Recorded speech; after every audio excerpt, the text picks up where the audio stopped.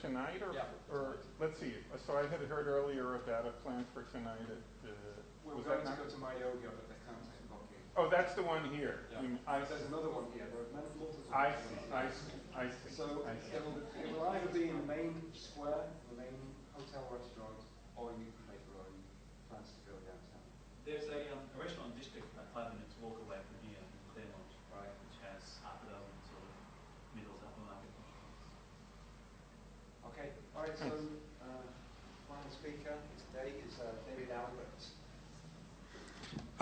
Good. This will be a low-tech talk. All the visual stuff will consist of hand gestures, and low-tech also in the way that Hughes was just now. I'm going to be saying things basically about physics, say, as of the end of the 19th century, but the hope of discussing these issues like this is that you're going to figure out things to say about them that it's hoped are going to have relatively straightforward translations into the language of much more up-to-date fundamental theories. And this talk follows sort of very nicely off of the end of Hughes' talk, and particularly follows nicely off of the end of this really nice quote that you gave from this paper from the 50s. What I want to talk about is the business of trying to account within a block universe for the various temporal asymmetries of epistemic access, of openness, of causation, and of control, as the kind of phenomena that can be understood as mechanical phenomena of nature very much within this block universe picture. What I want to try to make plausible is that the business of accounting for whatever it is that we're talking about when we talk about passage or flow or something like that is the kind of thing that can be understood fully and deeply and in exquisite detail without having to try to imagine that there's any such thing as flow or passage or becoming built into the fundamental architecture of the world. This is a vast project. It's still very much in its infancy. It's the work of many different investigators, and there isn't going to be any, there's no way to aspire to sort of give you any very substantial or comprehensive feeling for it in the time I have here. What I'm going to do is confine myself to one or two very small, very simple, very straightforward points about it in the hope that those points will strike you as, I don't know, suggestive. And of course, I'll be happy to provide as many further details as I know about if people want them in conversation. And I was advised to try to make the actual talk something like a half an hour so that there'll be lots of time for questions, and I think I've managed to do something like that. So there'll be lots of time for discussion. So did you say that the project is to explain all these asymmetries without the fundamental? Sure, yes, that's right. Okay, let me start out with something just to remind you about the logical structure of statistical mechanics. Statistical mechanics begins with a postulate to the effect that a certain very natural-looking measure on the set of possible exact microconditions of any classical mechanical system is to be treated or regarded or understood or put to work. I'll say more about the reasons for that hesitation later on, is to be put to work as a probability distribution over those microconditions. The measure in question here is, as a matter of fact, the simplest imaginable measure on the set of possible exact microconditions of whatever system it is one happens to be dealing with. That is the standard Lebesgue measure on the phase space of the possible exact positions and momenta of the Newtonian particles that make the system up. And the thrust of all of the beautiful and ingenious arguments of Boltzmann and Gibbs and of their various followers and collaborators was to make it plausible that a statement like the following is true. Here's the statement. Consider a true thermodynamical law, any true thermodynamical law, to the effect that macro condition A evolves under such and such external circumstances and over such and such a temporal interval into macro condition B. Whenever such a law holds, the overwhelming majority of the volume of the region of phase space associated with macro condition A on the above measure, the simple measure, the standard measure of volume in phase space, is taken up by micro conditions that are sitting on deterministic Newtonian trajectories which pass under the allotted circumstances at the end of the allotted interval through the region of phase space associated with the macro condition B. It's some statement like that all of the foundational arguments of statistical mechanics, the H theorem, blah, blah, blah, are designed to make plausible. And if those arguments succeed, and if Newtonian mechanics were true, and like I say, this is designed to be updatable to whatever dynamics does turn out to be true. If these arguments succeed and if Newtonian mechanics is true, then the above-mentioned probability distribution over micro conditions is going to underwrite great swaths of our empirical experience of the world.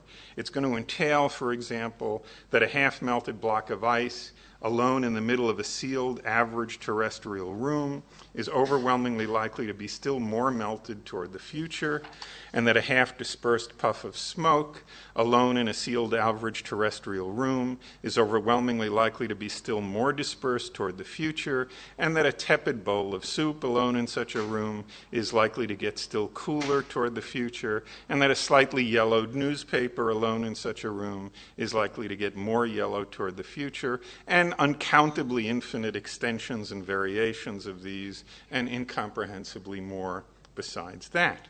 But, going very fast here, there's a famous trouble with these arguments, which is that all of these arguments work just as well in reverse. This is what Yu was alluding to with the famous Boltzmann diagram in his lecture.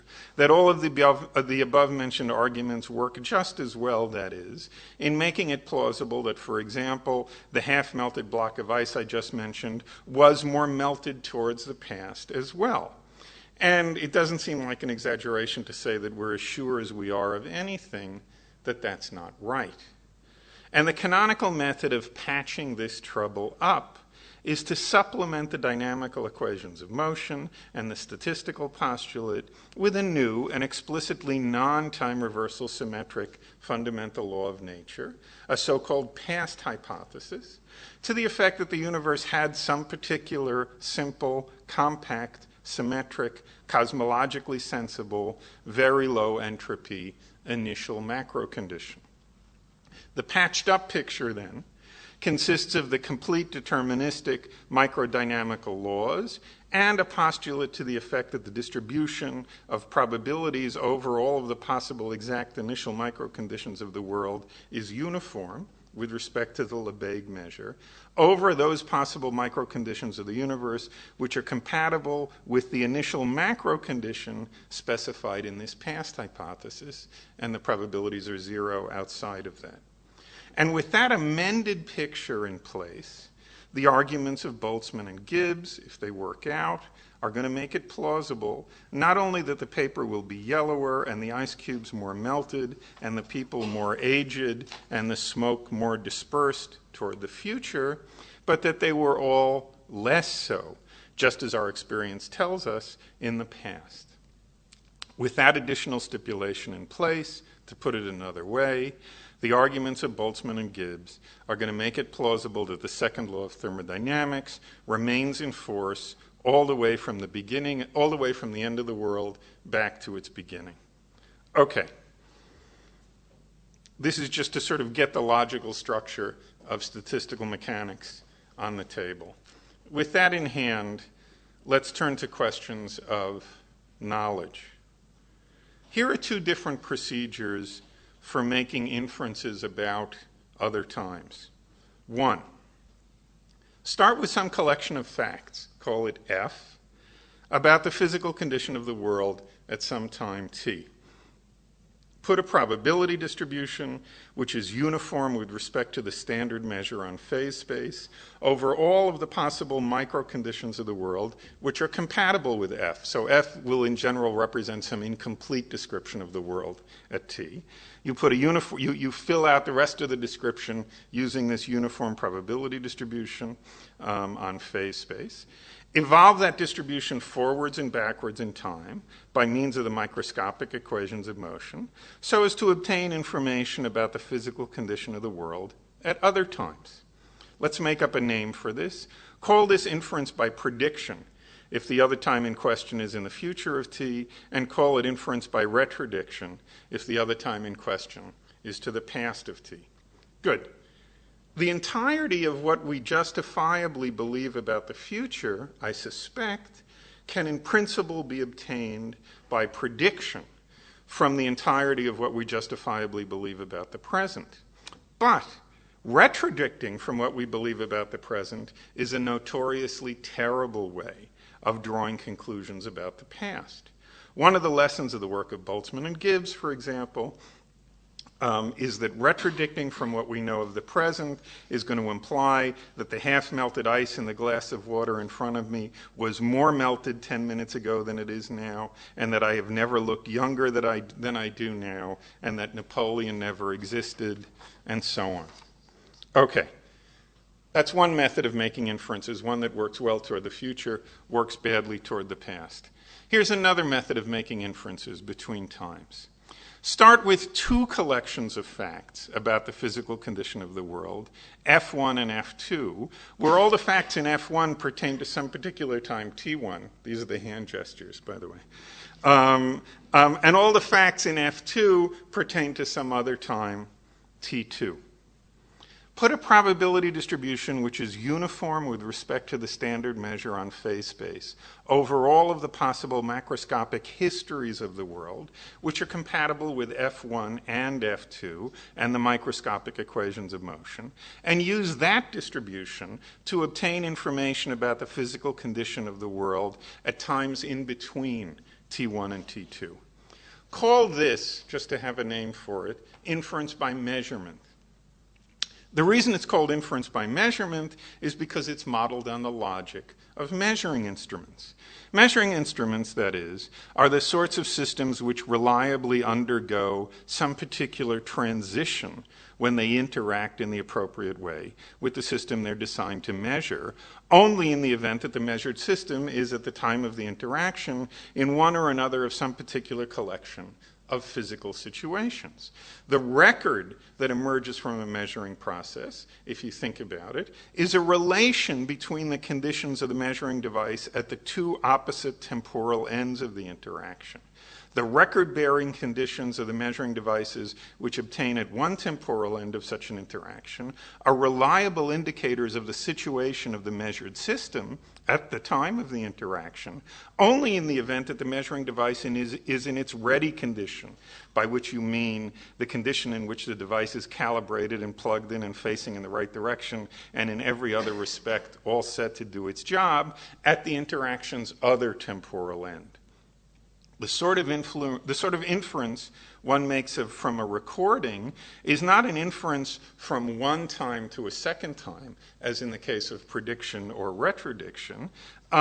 It's rather an inference from two times to information about the world at two times to further information about the world at some third time in between those two.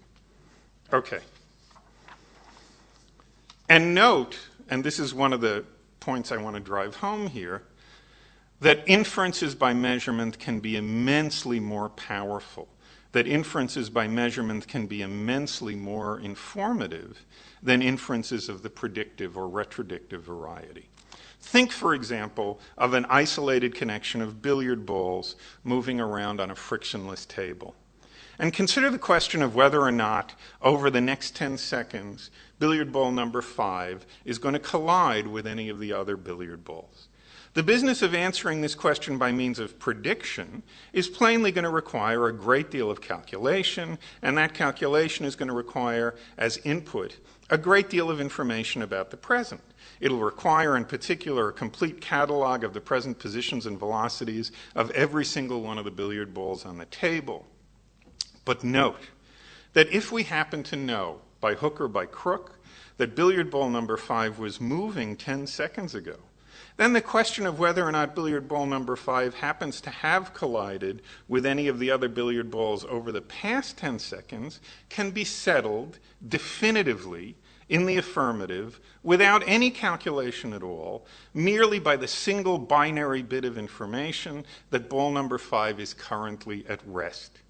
And note that whereas the information that ball number 5 was moving 10 seconds ago and that it is now at rest is going to suffice, completely irrespective of how many balls there are on the table, to settle the question of whether or not ball number 5 was involved in a collision over the past 10 minutes, the amount of information we're going to require in order to determine, by means of prediction, whether or not billiard ball number 5 will be in a collision over the next 10 seconds is going to rise and rise without limit as the number of balls on the table rises. Good. But there's an obvious puzzle about how it is that inferences by measurement can ever actually manage to get off the ground. The game here, after all, is to look into the business of making inferences from one time to another. The game, more particularly, is to look into what we can know about the complete history of the world, as it were, from the vantage point of the present. And in the context of an investigation like that, the fact that it's going to be appropriate to think, and in the context of an investigation like that, the facts that it's going to be appropriate to think of as unproblematically given to us, the facts from which it's going to be appropriate to think of these inferences as starting out, are presumably going to be limited to facts about how the world is now. Consider, for example, the case of the billiard balls. If I happen to know that billiard ball number 5 was moving 10 seconds ago, then I need to know no more of the present state of the entire collection of balls than that ball number 5 is currently at rest in order to conclude that ball number 5 has been involved in a collision over the past 10 seconds. But how is it that I ever do happen to know that billiard ball 5 was moving 10 seconds ago? Well, presumably by measurement. Presumably that is because I have a record of it. But how is it that I know that the purported record in question is actually reliable? How is it, that is, that I know that the measuring device which presently bears the purported record of billiard ball number 5's having been in motion 10 seconds ago was in fact in its ready condition at the appropriate point prior to 10 seconds ago? Well, presumably I know that by another measurement, and before you know it, a ruinous, world-devouring regression is underway, which can only be stopped by means of something we're in a position to assume about some other time, something of which we have no record, something which cannot be inferred from the present by means of prediction or retrodiction, something to which a sufficiently relentless investigation of the ultimate grounds of our knowledge of almost anything we know about the past, from the half-melted ice in front of me, blah, blah, blah, must eventually lead back. Okay? Something that's going to count somehow as it were, the mother or the ancestor of all ready conditions, of all measuring devices. And the thought is that there's an obvious candidate for just such an ancestor of all ready conditions, sitting right at the center of the standard statistical mechanical account of the second law of thermodynamics in the form of the past hypothesis. The thought is that it's because the fundamental physical laws contain a past hypothesis, but no analogous future hypothesis, that the facts about the present can be so mind-bogglingly more informative about what's already happened than they ever are about what's to come. The thought is that there can be measurements of the past, but not of the future, precisely because there is something in the past, but nothing in the future that puts an end to this regress. And note that all of this, in turn, immediately suggests something about what it is that underpins our impression that by acting now, we can influence the future, but not the past. Think again of the collection of billiard balls. And suppose, and this is what's going to stand in the context of this very simple toy example, for a past hypothesis, suppose that ball number 5 was moving 10 seconds ago. What we learned about this sort of a collection of balls in the discussion of the asymmetry of epistemic access was that whether or not ball number 5 will be involved in a collision over the next 10 seconds depends on more or less everything about the present condition of every single one of the billiard balls on the table. But whether or not ball number 5 has been involved in a collision over the past 10 seconds can at least in some cases be settled by the present condition of ball number 5 all by itself. And so, very crudely, the idea is that almost anything about the physical condition of the world at present can affect whether or not ball number 5 will be involved in a collision over the next 10 seconds, but almost nothing about the physical condition of the world at present. Nothing in this particular case, except the present state of motion of ball number 5 itself, can affect whether or not ball number 5 was involved in a collision over the past 10 seconds. And so there are, as it were, a far wider variety of potentially available routes to influence over the future of the ball in question here. There are potentially a far wider variety of what you might call causal handles on the future of the ball in question here than there are on its past.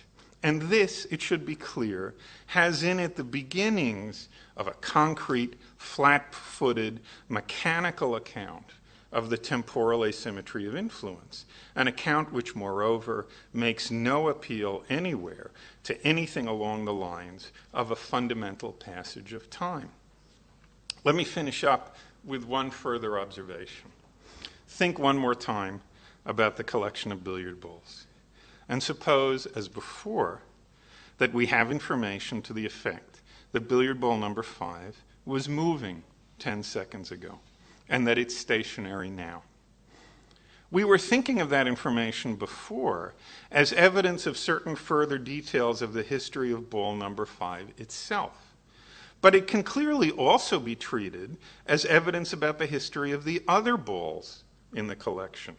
The above-mentioned information in particular allows us to infer that at some point over the past 10 seconds, the position of one or another of those other balls must have been directly adjacent to the current position of ball number 5. The reliability of this sort of an inference is going to depend very crucially, of course, on our knowing something of the laws of the motion of ball number 5. And it's going to depend very crucially on our knowing that the motion of ball number 5 has not been directly interfered with, or more generally, it's going to depend on our knowing exactly how the motion of ball number 5 has been directly interfered with from outside of the system over the past 10 seconds. But note, and this is what I want to draw your attention to here, that it's not going to depend on our knowing anything whatever about the laws that govern the motions of the other billiard balls, and that it's not going to depend on our knowing anything whatever about the forces by means of which those other billiard balls interact with one another, and that it's not going to depend on our having any idea at all whether or not the motions of those other balls have been directly interfered with from outside of the system over the past 10 seconds, so long as it can be taken for granted that whatever interactions there are between those other balls and ball number 5 are, say, local. Okay, so that the fact that ball number 5 got hit indicates something about where one of the other balls was.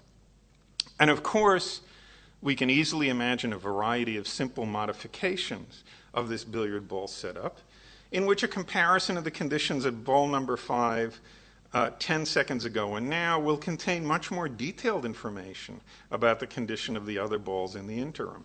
If, for example, we allow the Hamiltonian of interaction between any individual one of the other balls and ball number 5 to vary from ball to ball, then the difference between the velocity of ball number 5 10 seconds ago and now might give us information about which particular one of those other balls was adjacent to it at some point over the course of that interval. And if we were to allow those Hamiltonians of interaction to explicitly depend on time or on the physical condition of a clock, then we might be able to establish precisely when the other ball in question was adjacent to ball number 5. And further, such refinements can manifestly be imagined all the way up to the point that what we have when we compare the physical conditions of ball number 5 10 seconds ago and now amounts to, say, a high-resolution, timed and dated photograph of whatever there happens to be in the immediate vicinity of ball number 5 at a certain particular moment between 10 seconds ago and now. And just as with the much simpler case cited above, the reliability of this information is going to depend quite crucially on our knowing the laws of the evolution of ball number 5, and it'll depend quite crucially on our knowing that the evolution of ball number 5 has not been interfered with from outside of the system over the past 10 seconds, but it is not going to depend on our knowing any of those things about the other balls, over and above, as usual, that the laws of the interaction of those balls with ball number 5 are local, and so on and so forth. And this, the reason I've dragged you through all this, is that it seems to me to amount to a very general and very fundamental difference between what I was calling before inference by prediction and retrodiction on the one hand, and inference by measurement on the other hand.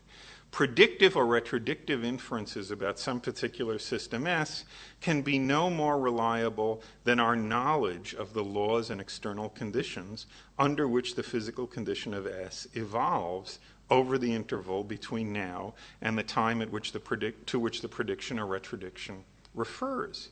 But in the case of measurement, the laws of the external conditions under which S evolves over the interval between now and the time to which the measurement record refers are altogether beside the point.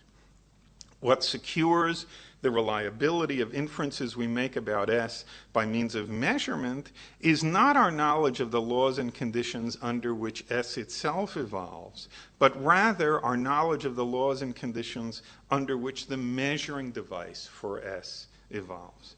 Consider then some compact, macroscopic, easily identifiable subsystem of the world, the sort of thing you can tell an everyday story about. A billiard ball, once again, will do. Call it S. One of the upshots of what I've been saying over the past few minutes is that there is a certain distinctive kind of knowing about, say, the position and the velocity of S at t equals beta, which is, as a matter of fundamental principle, only available by means of measurement, and consequently only available in the event that t equals beta is in the past. In particular, sure. I guess I know. In that previous discussion, were you using the billiard ball as the measuring device? Yes. Yeah, I was using billiard ball number 5 as a measuring device for the positions of some of the other billiard balls. That's correct. That's correct. If, in particular, t equals beta is in the past of t equals alpha, but only if t equals beta is in the past of t equals alpha, then we can have accurate and reliable knowledge at t equals alpha of the position and the velocity of S at t equals beta without having any access whatsoever, explicit or otherwise, to information about what may or may not befall S in the interval between t equals alpha and t equals beta. Yeah.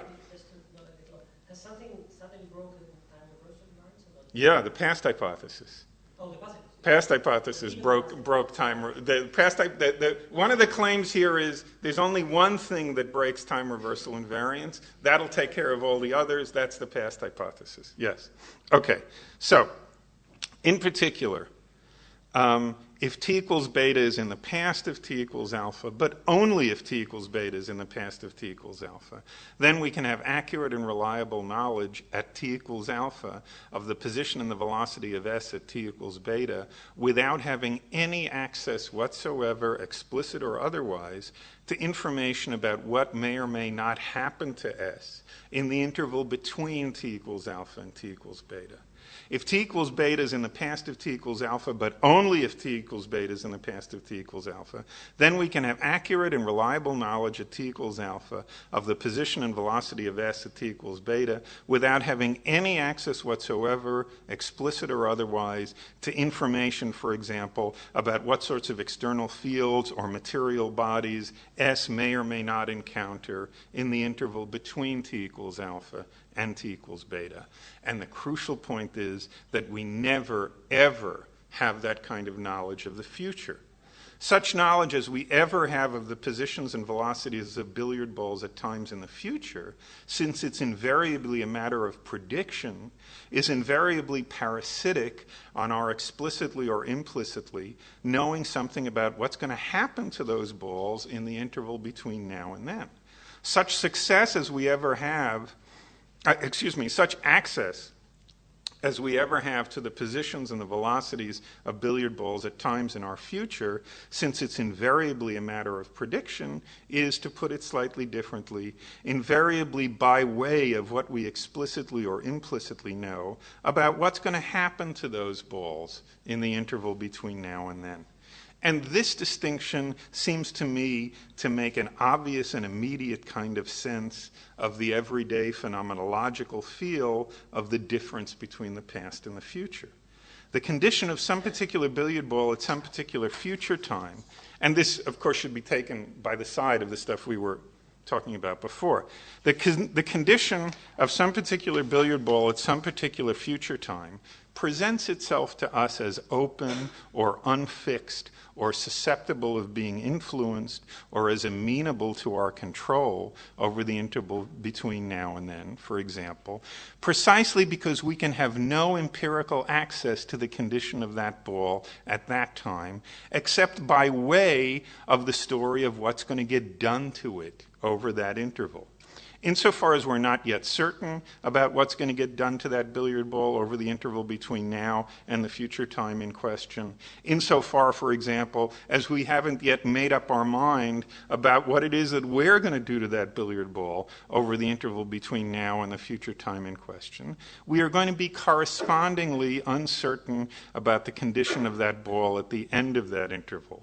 And there is no way whatsoever of eliminating that latter uncertainty without first eliminating the former one, the one about what we're going to do to it.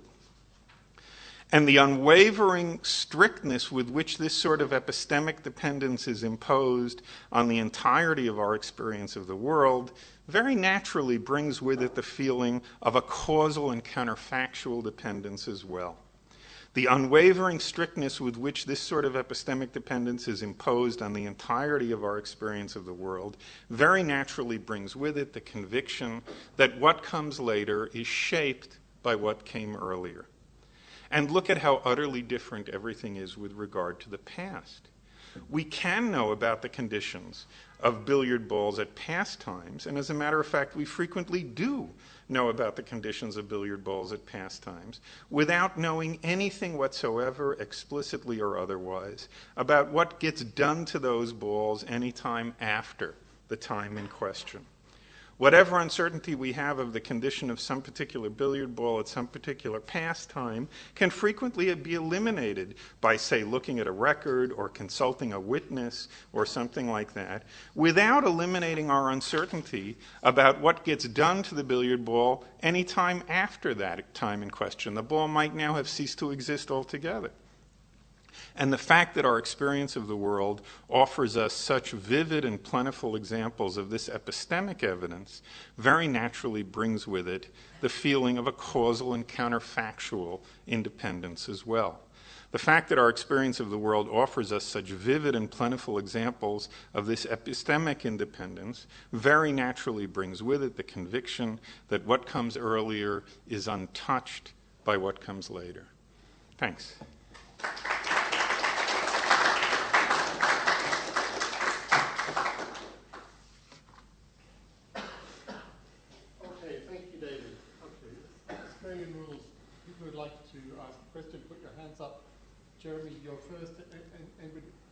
You've got a finger on Jeremy's question already.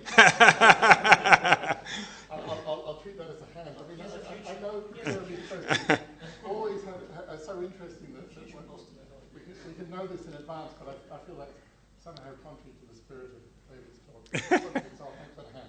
So Jeremy first and then yours. Well, thank you for a wonderful talk, but can you say more about how the past hypothesis is going to prevent the ruinous regress of needing reassurances by records that measurement apparatuses were ready?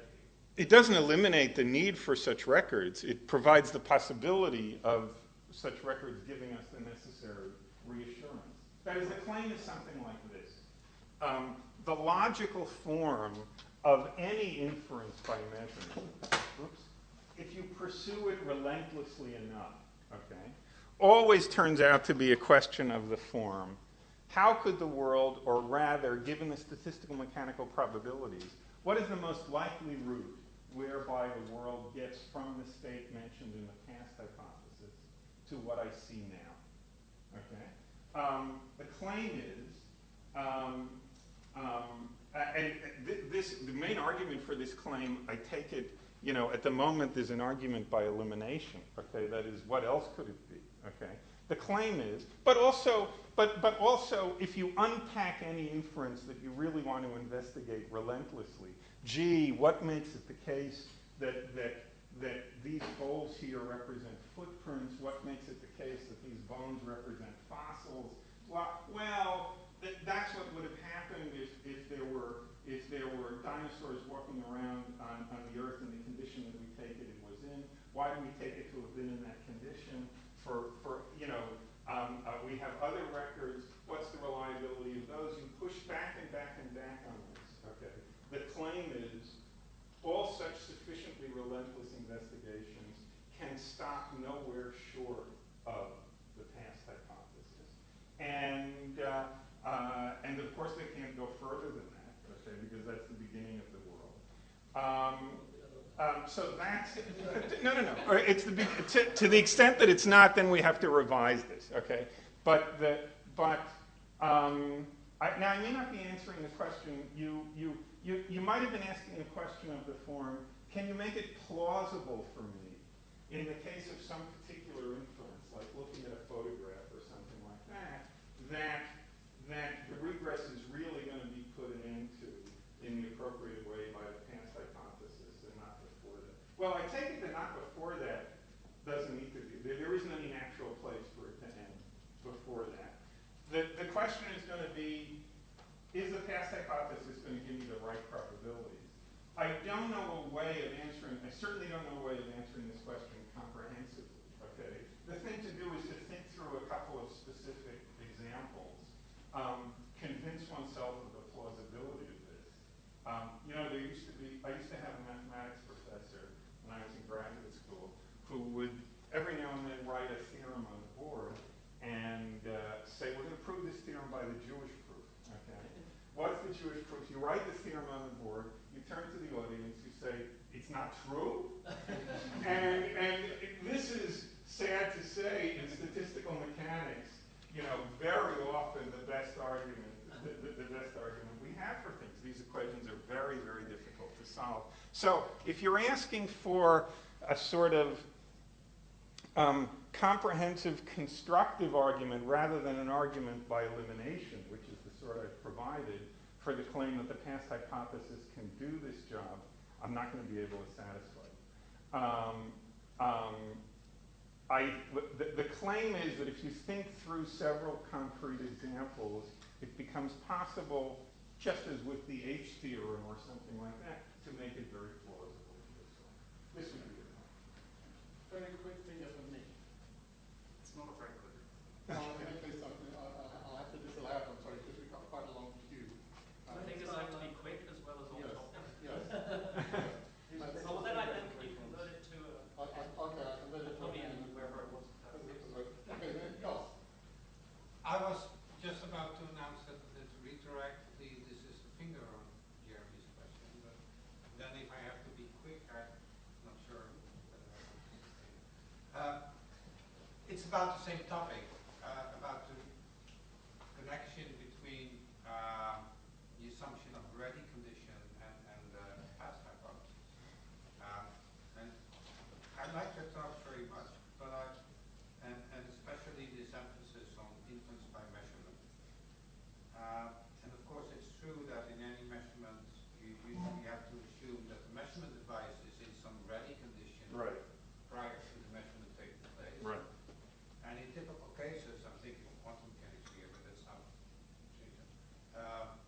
that means that the measurement device must be uncorrelated to the system that you're about to measure.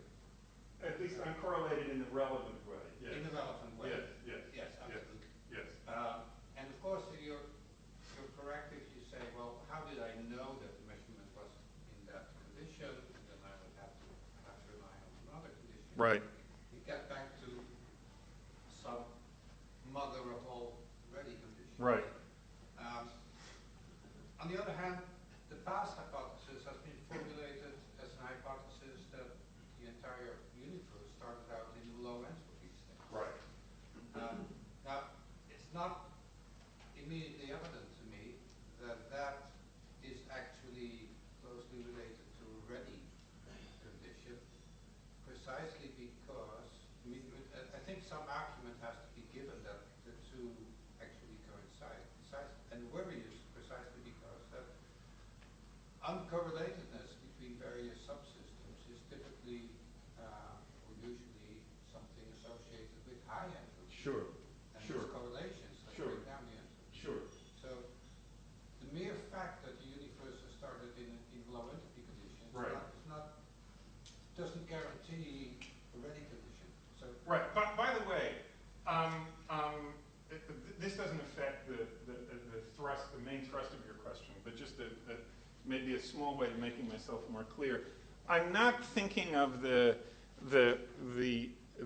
past hypothesis as simply consisting of the claim that the initial state of the universe was low entropy.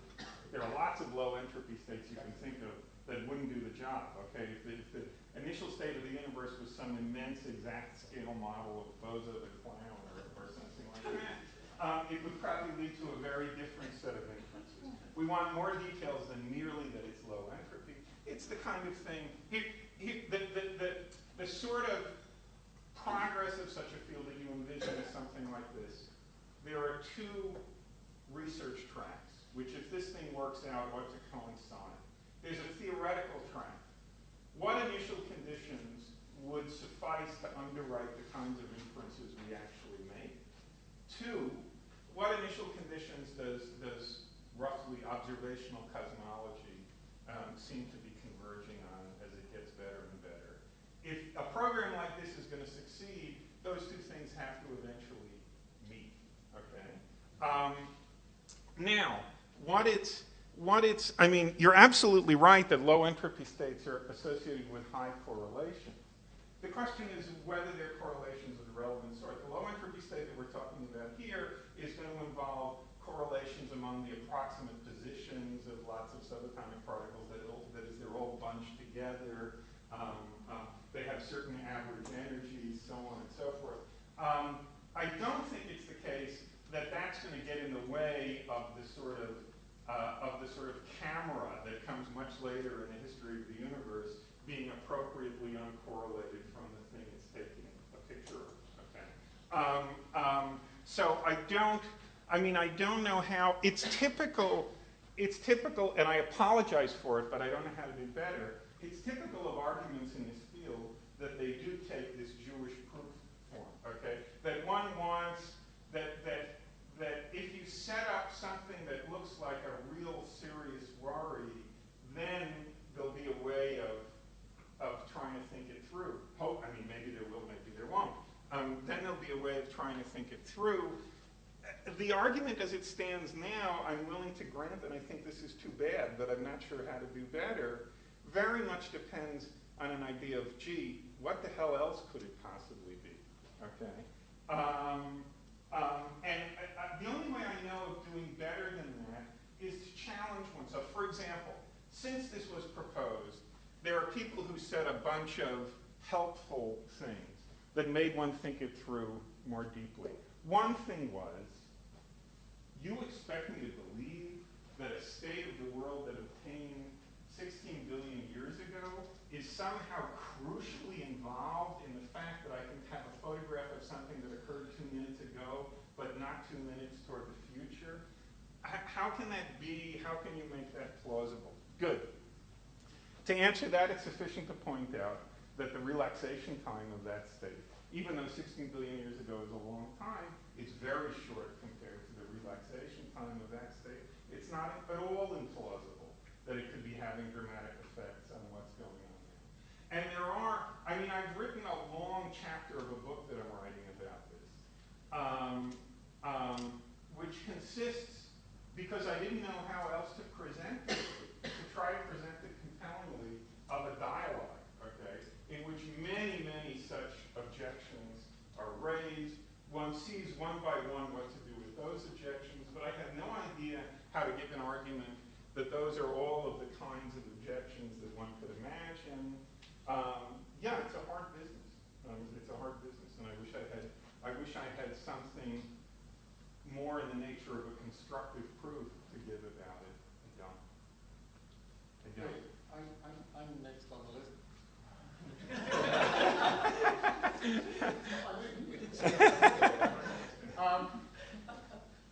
Last month was the 100th anniversary of Russell's paper on the notion of cause, which you may know, and I was celebrating that last month. And in it, Russell considers the question as to why we think we can affect the future phenomena. And his answer, what struck me is that his answer is very much like your answer. He says it's all down to the fact that the memory works backwards but not forwards. And if you substitute measurement for memory, right, you've effectively got your answer. Well, no, but I don't understand. There are two ways in which I can imagine using an argument like that. I can imagine using an argument like that, and this is the way that I think, at least sometimes you've used it, but I think this is something I disagree with, okay? I can imagine using an argument like that to argue that the causal asymmetry is something, as it were, projective, okay? It's something about the way we're epistemically inserted. I don't think that issue is relevant to the point I wanted to make about the analogy. But wait, let me just finish this sentence, and then I'll let you. So you could use it that way, okay? And so people say, yeah, that's what we hold fixed in these counterfactuals because that's what we remember. That's not the route being taken here. The route being taken here is there is an objective way to evaluate the counterfactuals, okay? Or rather, over any reasonable objective way to evaluate the counterfactuals. They are going to have this time asymmetry in them in one particular direction because of the past hypothesis. Okay, but I think my point is orthogonal to that. Okay. Because what I want to say is, it seems to me that a good objection to make to Russell right. at that point is to say, look, Russell, it's true that we remember some of the past and none of the future, but we don't remember a hell of a lot of the past. Right. Why don't we think that it makes sense to deliberate right. with respect to and that? the reason is, and the reason that this argument is not vulnerable to an objection like this is because the logic here is not the causal asymmetry comes from the epistemic asymmetry. The logic here is both the causal asymmetry and the epistemic asymmetry come from the physical asymmetry which is imposed on the laws by the past hypothesis. Okay. That's the claim. So we're not doing anything like deriving the causal asymmetry from the epistemic asymmetry. Maybe there was the appearance of something like that because I talked about the epistemic asymmetry first. That was because I think it's easier to understand, and I think the same billiard ball example serves well to illustrate both.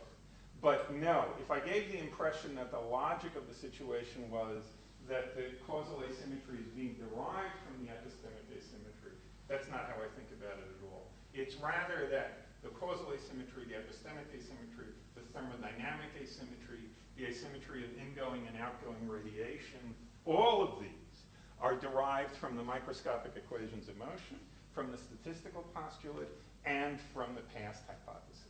And it's the past hypothesis that is at the root of all of the temporal asymmetries of our experience. That's the claim.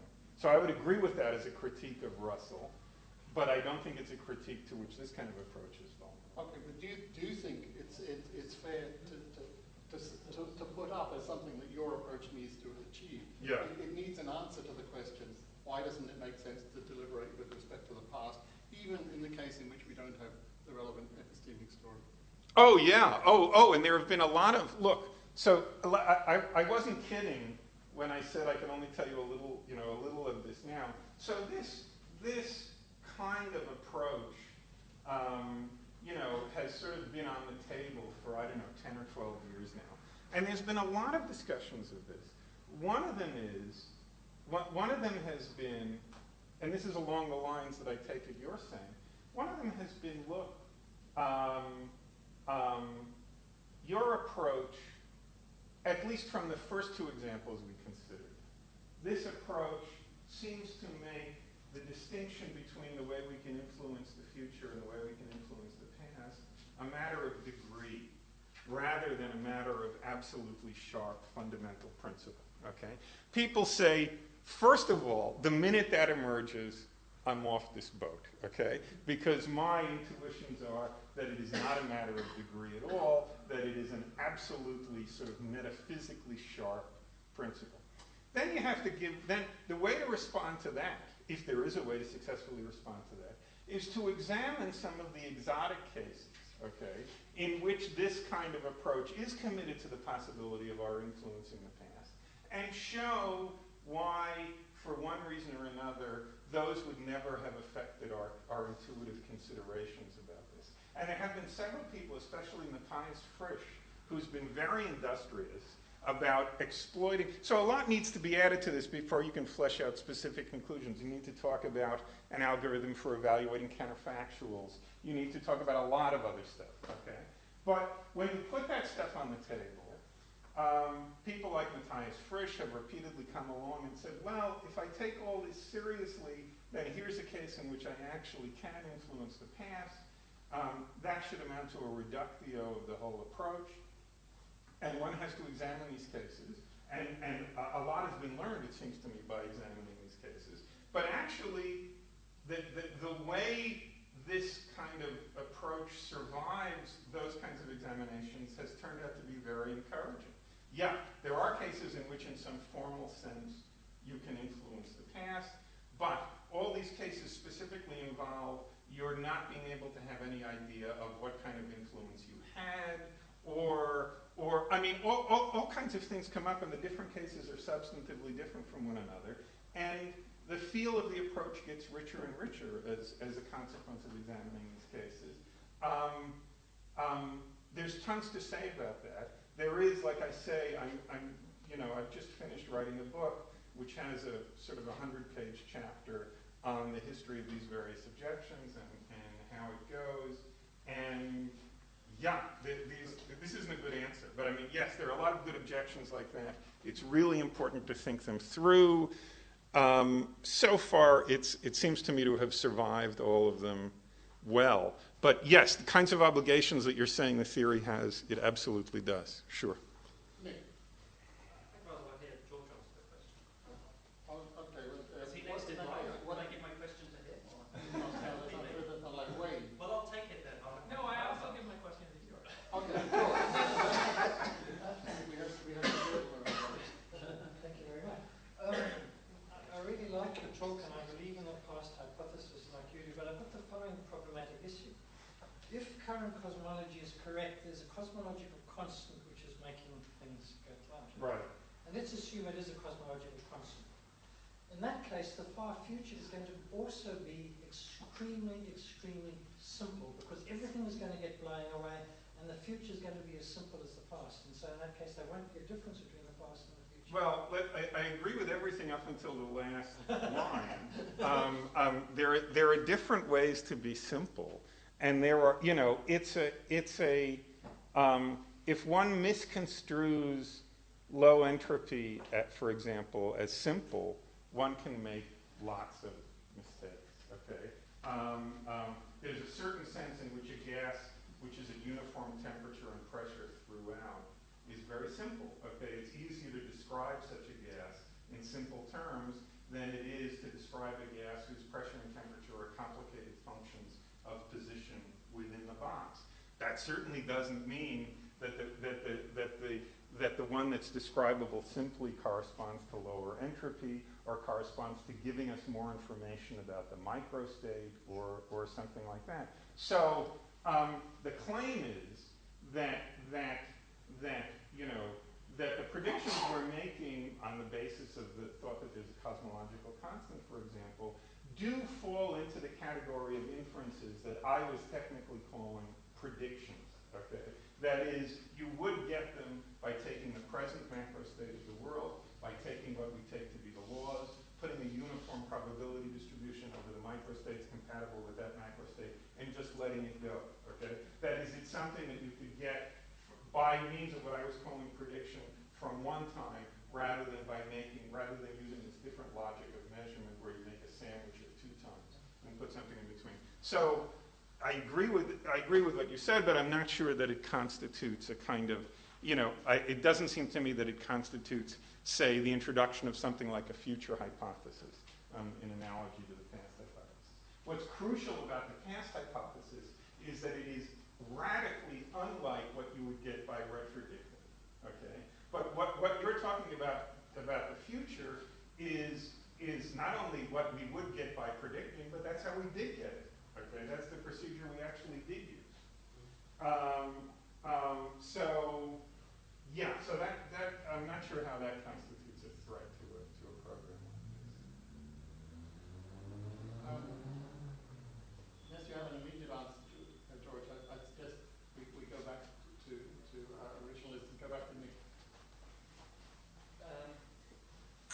Yeah, okay, so I guess I do have another kind of measuring case where I guess I don't buy into the regress, and this is the case of, I want to think of memory. Right. I'm thinking of us as a kind of measuring device. Sure. Because it just doesn't seem to me, right, so the setup's sort of the same, I have blank, whatever, ready-made. Right. My brain's in some sort of ready state, some Right. sort of input, stimulus comes, it gets Right. changed.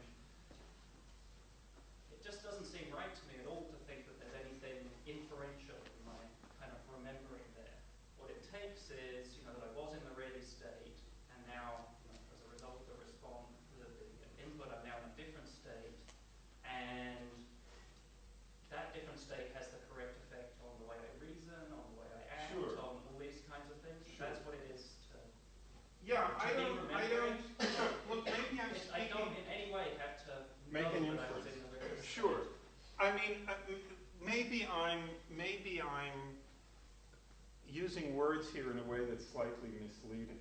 That is, inferences here are not, and maybe, like I said, maybe this is my fault. Maybe I have to choose a different word. I'm not sure which word to choose. When I use a word like inference, I don't intend that to necessarily connote some kind of conscious process of calculation or reasoning or anything of the sort. Okay.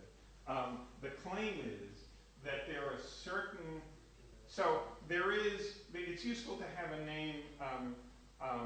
Consider the following probability distribution over trajectories. Okay. You take the past hypothesis. You take the uniform distribution over microstates compatible with the macrostate associated with the past hypothesis. That gives you a probability distribution over microstates. You turn that into a probability distribution over trajectories by evolving them all into the future. Okay. Barry Lower and I decided that we needed to make up a name for that probability distribution over trajectories, and there's a psychotic guy in a Coen Brothers movie who's keeping a notebook of what he says is a probability map of the universe, and he calls the notebook the metaculus. So we decided to name this probability distribution the metaculus. And another way to put all the claims I've been making is the structure of every conclusion we draw about the past about any other time, okay, is necessary. It had better be obtainable simply by conditionalizing the metaculus on whatever information you have about the present. Okay. If it doesn't follow just from that, this program falls apart. this active conditionalization is certainly not always meant to be some kind of conscious act of That's not really my point. Well, hold on 1 second. I think it's going to get back to your point, but if it doesn't, by all means tell me. The deal, the claim is that there are certain crude aspects of this probability distribution which are hardwired by natural selection, not just into us, into fish, into certain kinds of bacterial slime, okay? I mean, every organism certainly has aspects, every organism by enormous pressure of natural selection had better agree on very crude aspects of what's likely to happen and what's not likely to happen in certain physical situations. It's hardwired into us, okay, to draw conclusions directly from our present mental state or from our present brain state without thinking about the facts explicitly about what state our brains were in a few minutes before or something like that. Of course, that kind of reasoning can go wrong. People are subject to hallucinations. There are circumstances in which people can be convinced by their friends that they're subject to a hallucination, so on and so forth. So it's not meant to connote any kind of course there is no conscious process typically. I don't see what it is that I said that seems to commit me to the claim that there is. So one thing is to Nick, try. we're well over time. I think if we're going to continue any further, the fair thing to do would be to give way. That's not exactly fair to poor Nick. I'm sorry. There's no option which is perfectly fair. Sorry. My sense of the relative fairness is the point. So I guess I won. Well, I'll try to be quick. What I want to say is, it's not true. What's It's not true? It's not true that, even if I accept that this statistical inference procedure you've outlined is correct, Right. it still is very worrisome that the inference procedure that is used to justify taking this piece of paper in front of me to be a record in any sort is mentions the things that I'm supposed to know about the early universe. No, but you're not supposed to know that. There's some extremely deeply buried implicit sense in which they're hardwired into your habits of reasoning. But that's just so far. That's like saying, when my knee goes like this, I know something. I know somebody. That's not true. It's deeply hard. Okay, inference consistent with this is hardwired in. Right. Right.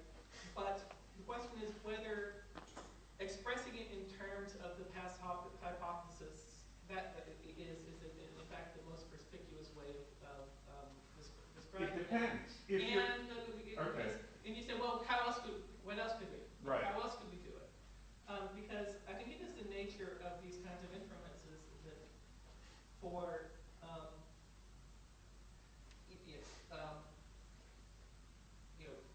predictions, Yeah. the probability distribution you're mentioning is going to do it, but there's going to be lots of others that Yes. are going to do it. I too. agree. Yes. And my suggestion is that rather than talking about in terms of the past hypothesis, I think that the key feature of the sorts of probability distributions that give the right sorts of things versus the wrong sorts of things is the ones that give the right sorts of things are probability distributions that don't have any correlations. They're not attributable to past interactions. And if that's right, then what's really underwriting these kinds of things is some notion of causal asymmetry, which I think is probably hardwired into us. And it just strikes me backwards to start with something like a hypothesis and try to explain why we think there's this causal asymmetry. Well, let's see. So the trouble, this relates back to Russell's paper that you brought up. I'm not sure how to think of causal relations. I don't know how to think of causal relations, and this was a point that Russell was making as sort of fundamental physical relations. I know how to think of them as in some sense emergent features of the world that, that have to do with certain ways of evaluating counterfactuals and so on and so forth. I don't know how to think of them as fundamental. So the suggestion of sort of starting with the causal asymmetry and deriving stuff from that is a situation in which I wouldn't know how to proceed on a sort of serious foundational level. Okay? I'm used to thinking a la the tradition that Russell initiated of causal relations not as fundamental but as somehow parasitic on laws. Okay? And laws and maybe procedures for evaluating counterfactuals. So that's the route I'm taking here. I'm trying to write down what the laws are rather than starting with something like causal relations, whose fundamental status is something that's harder for me to think about. That's the reason for that kind of strategy. Okay, good. Just make it clear what the difference is. Right, right. Okay, I'm afraid we're out of time. We're well into the meeting time. So let's thank David for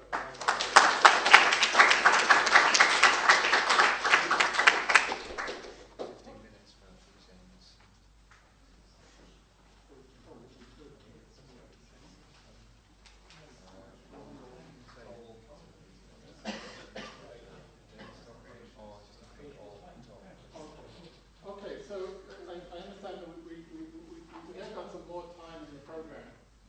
So the program actually runs till 6. So we could treat it as general discussion time in which people can bring up anything they'd like to say about the things that we've discussed over the course of today. And shall we try that and see how it works? Perhaps if all today's speakers could be lined up in a line. like the book parade. George, Bring a chair and a blindfold.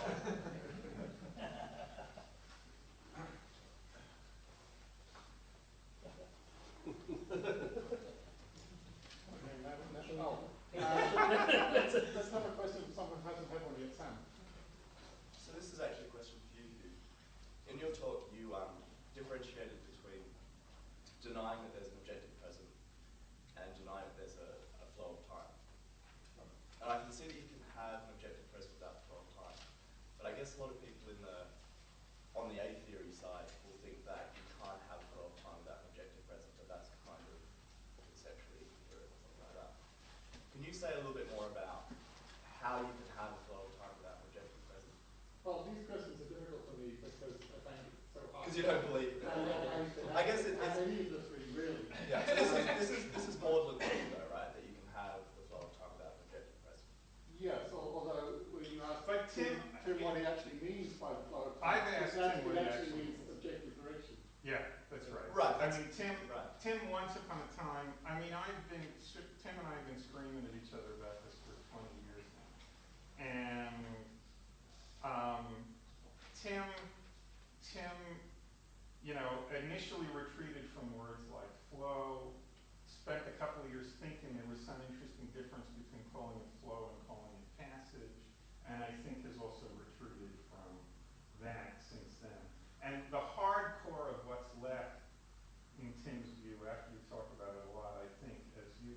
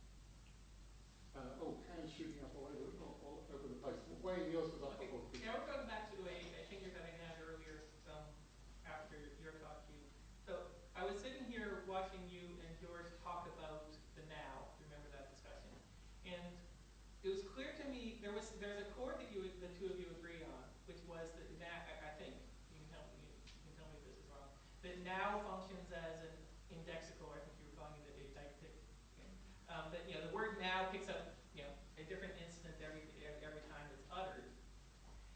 And I think then Hugh's point was, but every utterance of now has that feature. That doesn't single out any time over another one. So you can agree that there is a moment that is distinguished as of now, maybe now, this one. But that is something shared by every instant, so there isn't, as it were, a metaphysically distinguished moment. Yeah. So then the question is, if yes, do we agree on that? And then, if yes, then is there something further that you disagree on? I think that's a question for George. Yeah, I guess the question for George, I guess.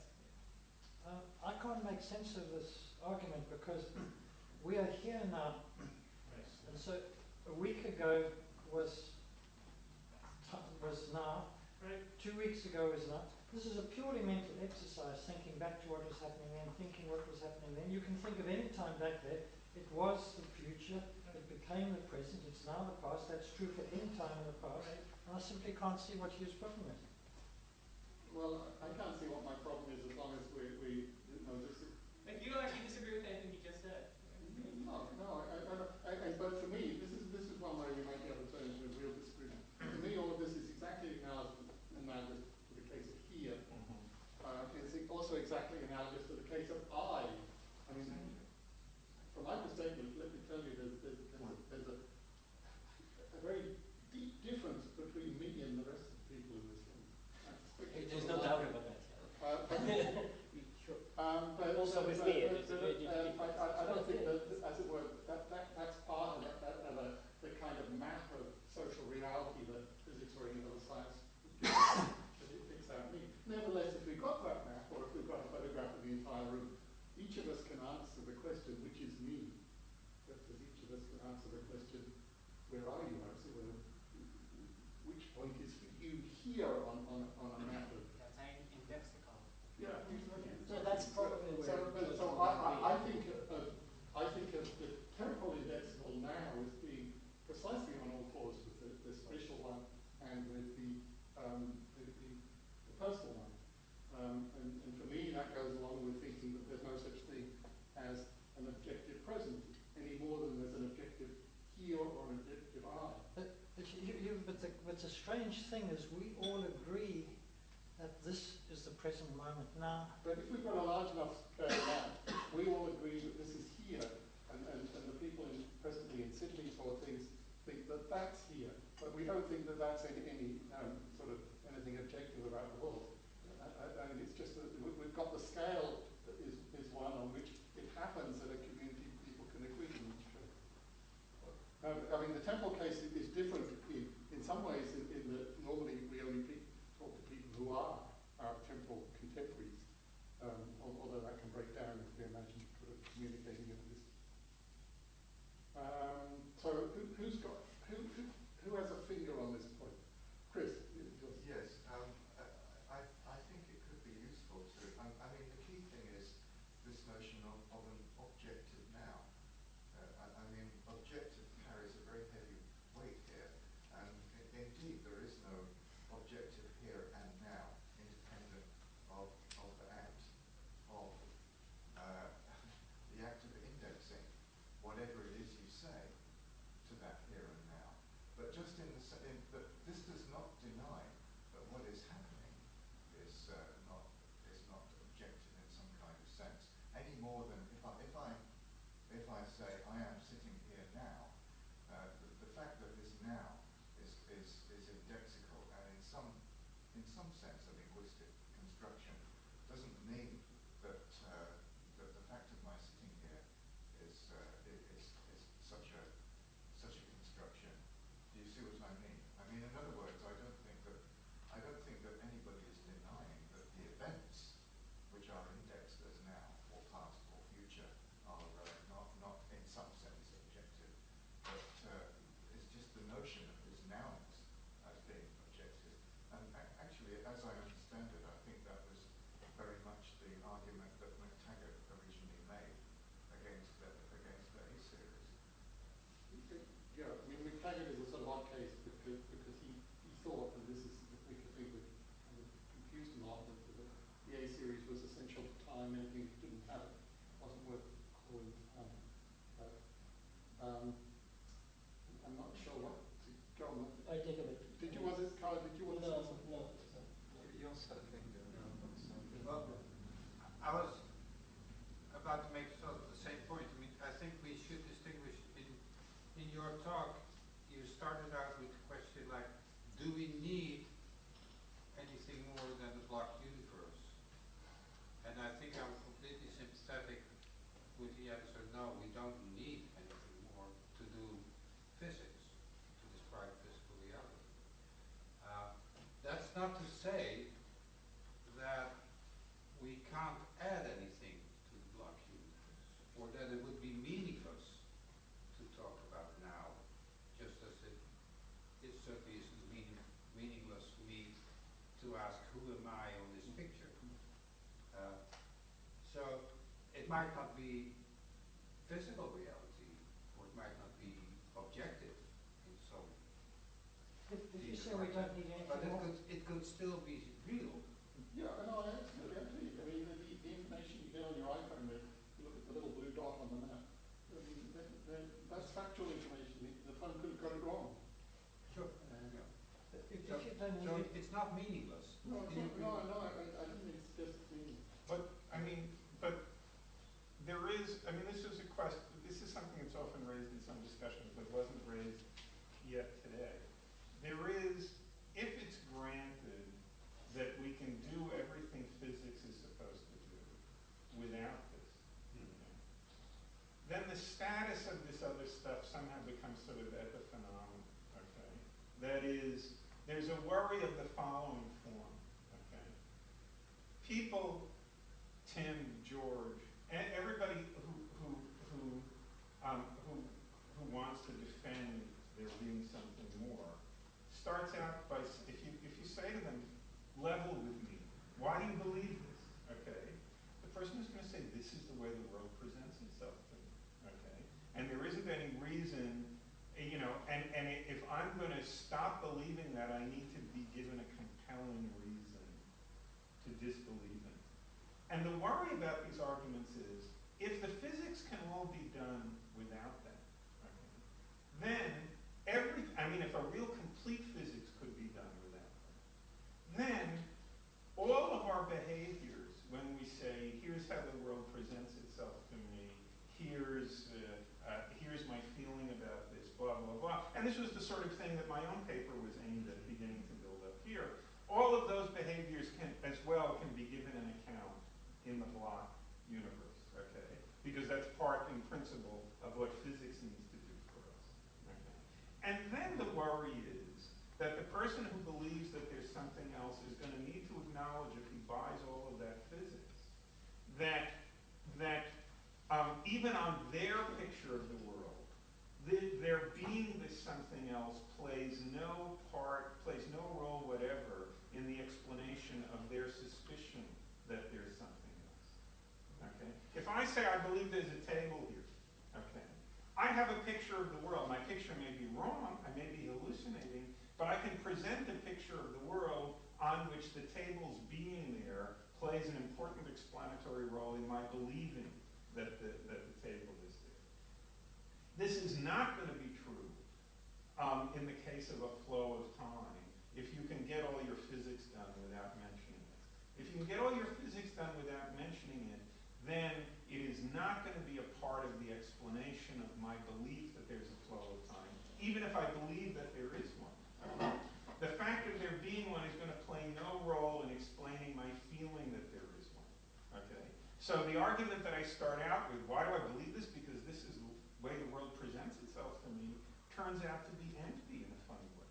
It turns out to be very different than the relationship between my belief that there's a table and the fact of there being a table.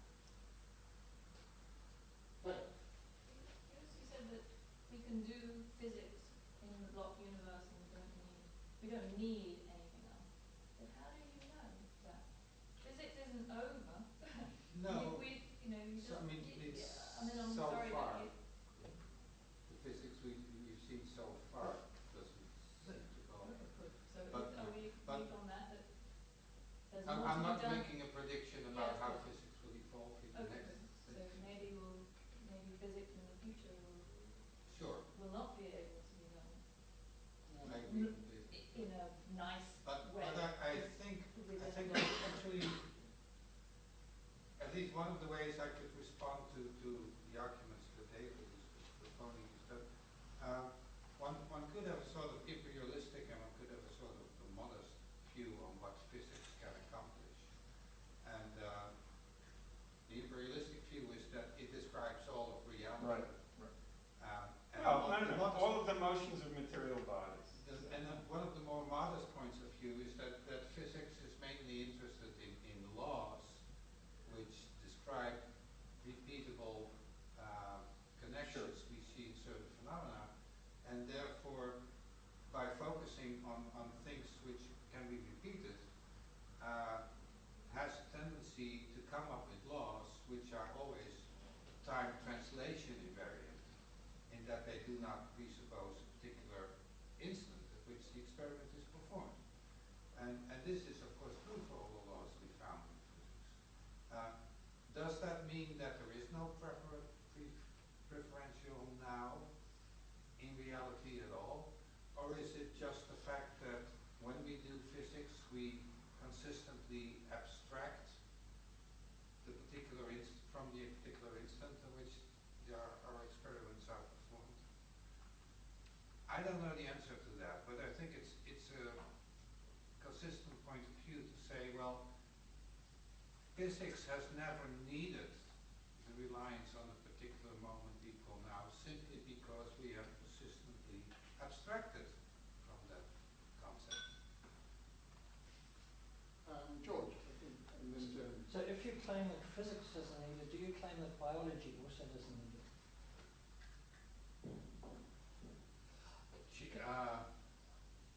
Well, as long as biology is a science which merely goes along the same route to saying, well, if you have initial conditions at that very instant, we can expect other conditions at a later instant, then yes. A few comments about this? Jeremy has been waiting. Yeah, for sure. quite a while. I suspect it doesn't matter. I thought I had a question originally for George, which has now become really a finger on this general discussion. One of the themes of George's talk that I noticed was that there were three times in which your objective present or growing, evolving block would surprise a metaphysician who's brought up to believe that if there is a becoming or objective or whatnot, it's not.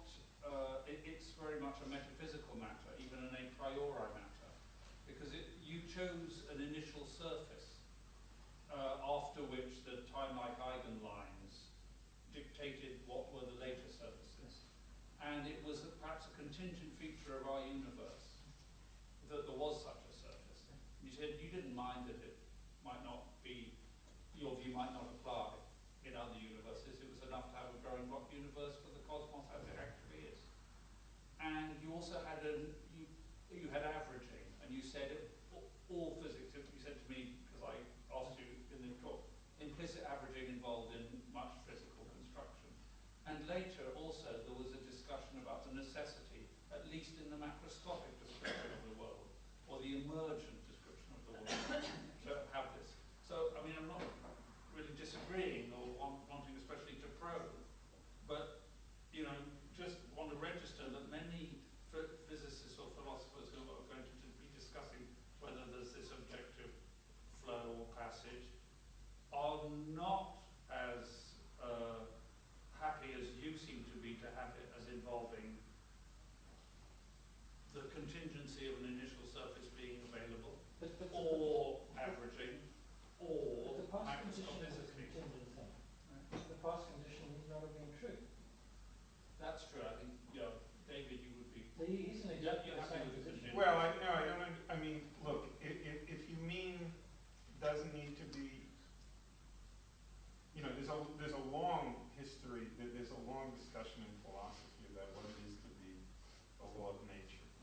They didn't say it's a law. He said it's contingent. Laws are contingent. Oh, okay, if it's contingent in the same sense as fundamental physical laws are contingent, yeah, then I agree.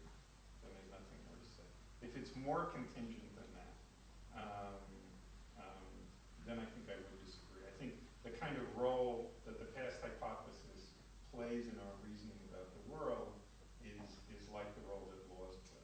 No, but given the laws of physics, you could have Yes. started off the universe in an incredibly inhomogeneous No, I wouldn't, that given an incomplete set of laws. He would call law. I would call this a law. He would like to call law the fact that the entity was not the beginning. We can start a whole discussion Yeah, about what it is to be a law, which is probably beside the point here. But we may, I would, if the past hypothesis is true, I think the right name for it is a law, not an accidental. I call it a boundary condition. So we can have this discussion. I don't think much else. I don't think much else hangs on this.